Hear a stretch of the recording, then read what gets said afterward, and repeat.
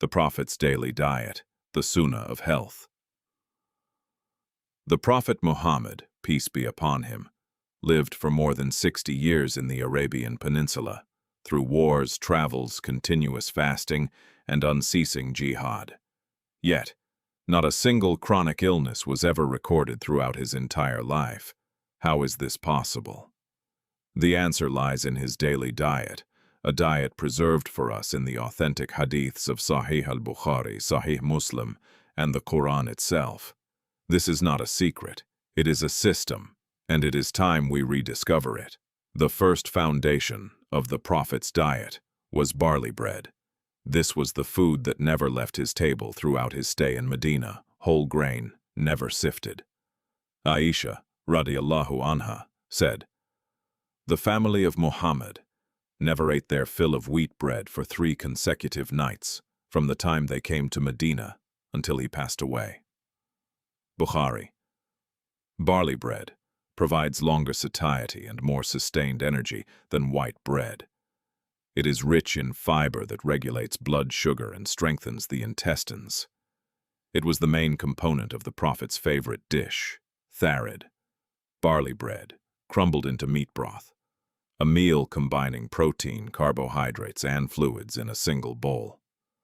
Modern science confirms the benefits of whole grains, but the Prophet, peace be upon him, knew this 1,400 years ago.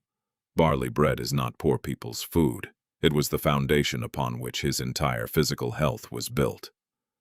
From every dawn, dates were present almost daily, especially at the moment of breaking fast. Anas ibn Malik, radiallahu anhu, said, "The Messenger of Allah used to break his fast with fresh dates before praying. If fresh dates were not available, then dried dates. If dates were not available, he would take a few sips of water." Abu Dawud. The natural sugars in dates are easily absorbed, restoring energy to the body within minutes after fasting. The Prophet balanced the heat of fresh dates with what cools them, saying, "We cool the heat of this with the coolness of this." This balance prevents stomach irritation and allows the body to benefit from the sugar without fatigue. The Prophet, peace be upon him, also taught us that 7 ajwa dates every morning provide protection from poison and magic. Dates are both the food of fasting and the medicine of the morning, a gift from Allah for the believers.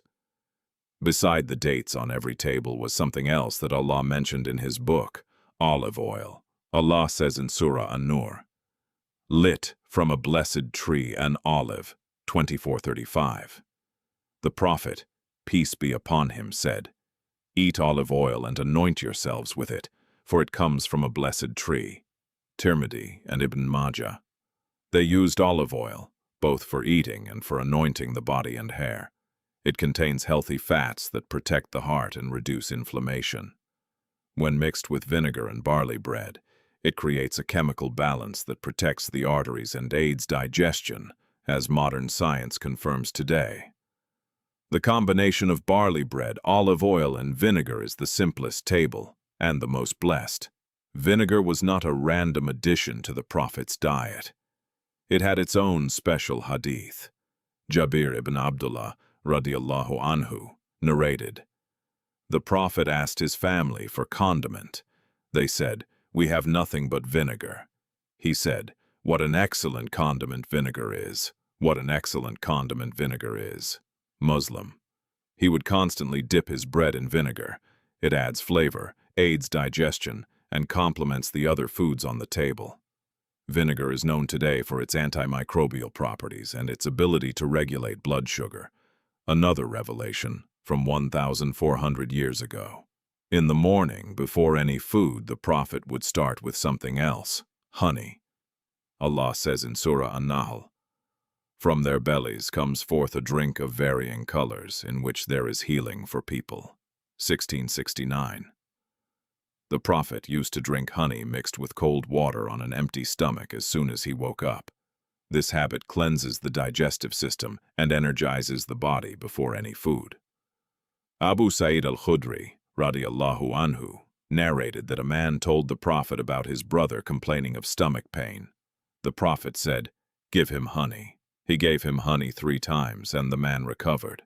The Prophet said, "Allah spoke the truth, and your brother's stomach lied." Bukhari and Muslim.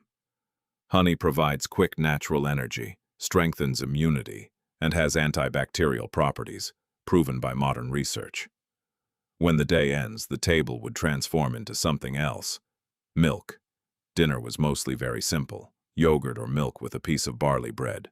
The Prophet, peace be upon him, said, "When one of you drinks milk, let him say, 'O Allah, bless us in it and increase it for us.' For nothing suffices as both food and drink except milk." Abu Dawood and Tirmidhi. Milk combines food and drink in one. The Prophet recommended camel and cow milk, especially for those with stomach issues. Modern research confirms that the combination of milk and barley before sleep soothes the intestines and protects against colon problems. Meat was not eaten daily, but it was regularly present when available. Abu Hurairah, radiallahu anhu, said, "We were with the Prophet, and the shoulder of a sheep was offered to him, and he loved it. He took a bite from it. His favorite cut was the shoulder and the front part of the sheep, as they are light to digest and quick to cook. His favorite dish was tharid, barley bread with meat broth, a complete meal in one bowl." Allah mentioned meat among the blessings of paradise, and the meat of birds from whatever they desire. Al-Waqi'ah. Moderation in meat was not deprivation. It was a balanced methodology. 7 foods, but all fall within one golden framework. The Prophet, peace be upon him, said, "No human being has filled a vessel worse than his stomach. It is sufficient for the son of Adam to eat a few morsels to keep his back straight. But if he must, then let him fill 1/3 for his food, 1/3 for his drink, and 1/3 for his breath." Tirmidhi and Ibn Majah. This rule improves digestion, reduces lethargy after eating, and prevents most modern diseases, obesity, diabetes, heart disease, which begin when this rule is exceeded. Modern medicine discovered this in the last century. The Prophet said it 1,400 years ago. Alongside this rule, the body had another rest: regular fasting. Fasting for the Prophet was not only in Ramadan. Abu Hurairah, radiallahu anhu, said, "My beloved, peace be upon him, advised me to fast 3 days of every month, to pray duha, and to pray witr before sleeping." Bukhari and Muslim. Aisha, radiallahu anha, also narrated that the Prophet used to fast Mondays and Thursdays. Tirmidhi and al-Nasai. Regular fasting rests the digestive system and reduces constant dependence on food. During fasting hours, the body begins to renew its cells. Modern science calls this intermittent fasting, and the Prophet preceded them to it. 7 foods, 2 habits, 1 integrated methodology: barley bread, dates, olive oil, vinegar, honey, milk, meat.